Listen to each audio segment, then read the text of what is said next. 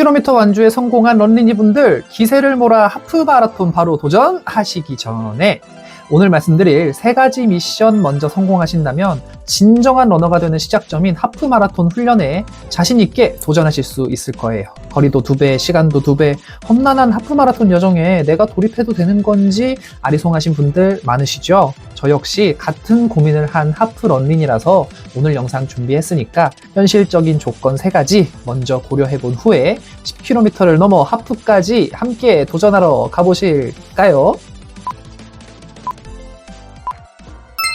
우선 통증 없는 10km 완주 능력을 갖췄는지 파악하는 게 첫 단추입니다. 단순히 10km를 완주했다는 사실은 이제 중요치 않아요. 하프 훈련의 당연한 거리가 될 거거든요.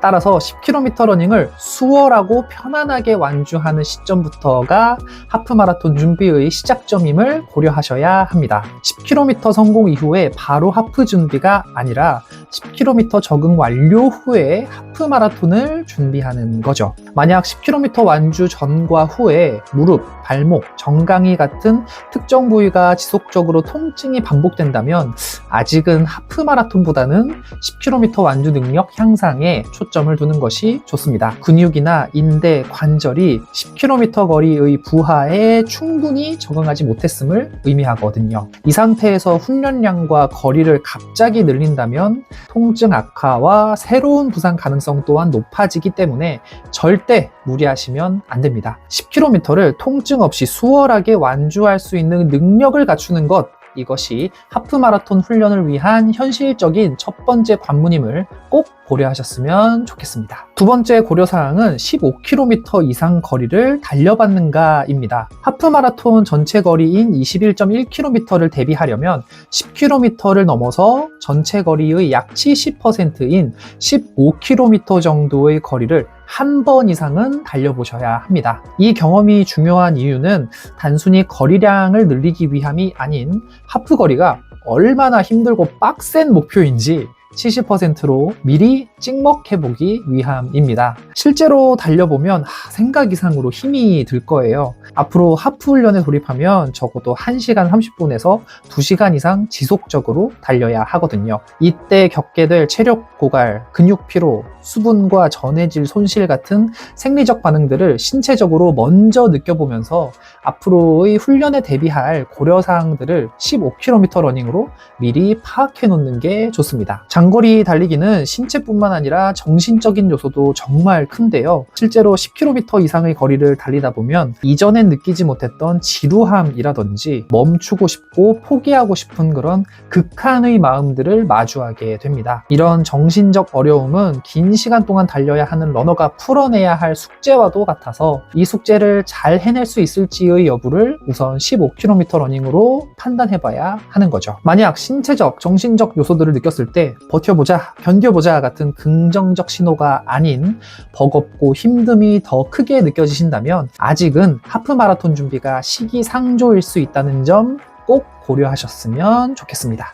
고려사항 3번째는 바로 하프 런닝의 자세를 갖췄는지 스스로 판단해보는 것입니다. 모든 운동이 그렇듯 달리기 또한 기초가 탄탄해야 순탄한 러닝 라이프가 펼쳐지잖아요. 하프 런닝이에게 기초는 바로 부상 예방 루틴입니다. 하프 훈련은 10km 훈련보다 훨씬 더 많은 반복적인 충격과 근육 사용을 필요로 해서 부상 위험 역시 자연스레 증가합니다. 따라서 하프 런닝이가 되려면 본인의 약한 부위는 어느 곳인지, 그리고 필요한 강화 운동은 무엇인지 파악한 후에 이에 맞는 부상 예방 루틴을 견고히 다져놓는 것이 중요합니다. 자신에게 맞는 스트레칭, 무릎 보호대, 폼롤링, 근력 운동 등의 부상 예방 루틴을 습득하고 이를 훈련 계획에 포함시켜서 일상적으로 실천하는 예방 노력이 필수적인 거죠. 또한 훈련 중에 발생하는 피로와 통증을 적절히 관리하는 방법 역시 중요합니다. 하프 훈련에 돌입하면 10km 훈련 때와는 비교가 안 될 만큼 통증과 피로가 쌓이기 때문에 자신의 몸 상태를 정확히 파악하고 현명하게 대처하는 능력이 매우 중요합니다. 특히 하프 런닝이라면 운동량에 적응하는 초반 기간에 피로와 통증 관리를 신경 쓰면서 일상생활과 훈련 모두 잘 소화해내는 노력이 필요합니다. 러닝 라이프를 위해서 일상 속에서도 부상 예방 루틴과 회복 루틴을 견고히 실천해내고 있는지 하프 런닝이가 되기 전에 꼭 고려해 보시기를 권장드립니다. 하프 마라톤 훈련 3주차를 막 마치고 돌아온 런자기입니다. 3주차까지의 소감은 한마디로 댕빡세다 입니다. 훈련량도 빡세고 달리는 시간도 빡세고 하루 일정에 러닝 끼워 넣기도 빡세고 심지어 부상 예방까지 신경 쓰니까 그냥 모든 게 다 빡셉니다. 와, 정말 10km 준비할 때보다 시간이나 노력, 운동량 같은 모든 요소들이 무조건 2배 이상씩 더 들어가더라고요. 이걸 직접 느껴보니까 하프는 정말 아무나 하는 게 아니구나 싶은 하루하루를 보내고 있습니다.